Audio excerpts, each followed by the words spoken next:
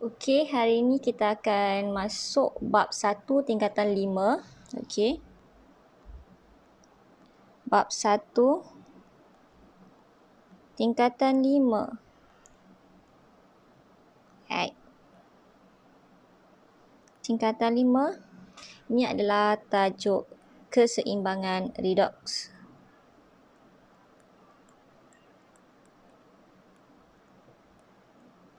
Keseimbangan redox. Okey. Tajuk keseimbangan redox. Dan untuk bab ni kita akan pergi kepada bab yang pertama. Okey, bab yang pertama, subtopik yang pertama. Subtopik yang pertama ni adalah 1.1 pengoksidaan. Pengoksidaan dan penurunan. Okey. Tapi sebelum tu, tajuk ni keseimbangan redox, cikgu nak cerita sikit apa itu keseimbangan redox. Keseimbangan redox. Apa itu redox? Okey. Redox ataupun redox. Redox. Okey, sebenarnya redox ni adalah daripada perkataan red, red, dan juga perkataan ox. Okey. Ni sebenarnya adalah gabungan daripada dua perkataan dalam bahasa Inggeris, di mana RED adalah reduction, manakala OX ini sebenarnya redox pula. Kejap ya, cikgu padam. Ini spelling dalam bahasa Melayu. Hakikatnya dia OX. OX ya. Okey. Ini adalah oxidation. Okey. Oxidation. Di mana reduction adalah dalam bahasa Melayu penurunan. Dan oxidation adalah pengoksidaan.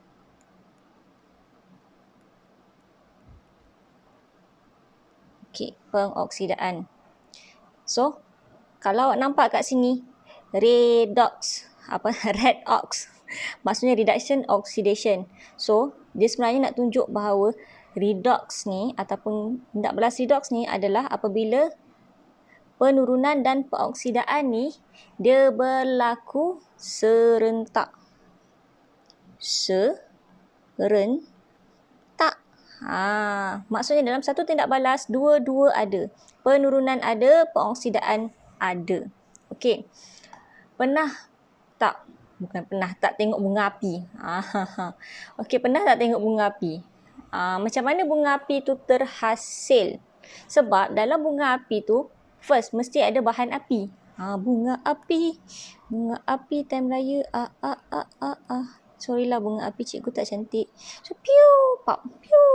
Satu bunga api. Okey. Piu pop. Okey. So, ada bunga api. Dekat bunga api ni, pertama dia ada bahan api. Dan dia ada bahan ataupun ejen pengoksidaan.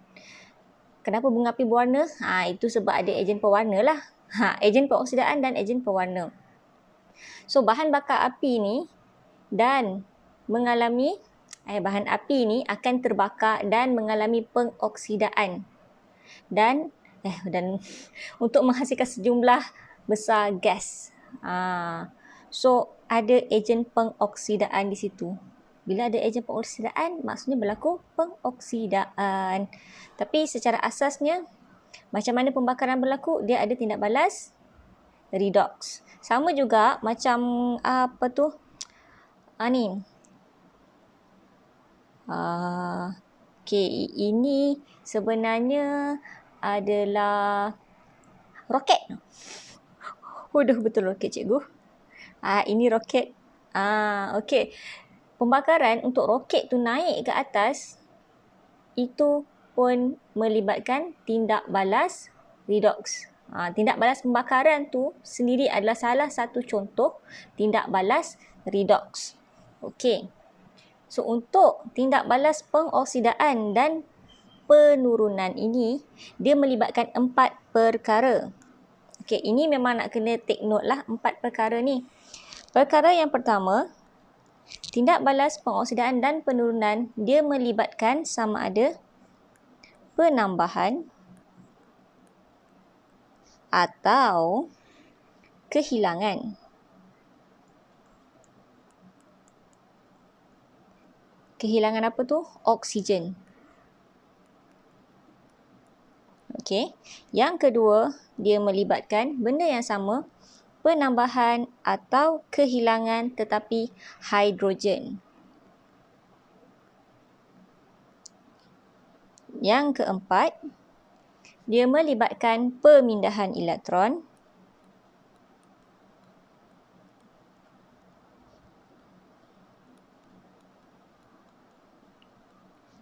banyak langkau nombor 4. Kejap, ini nombor 3. Sesat sudah. Okey, nombor 3, pemindahan elektron, dan nombor 4 adalah perubahan nombor pengoksidaan. Perubahan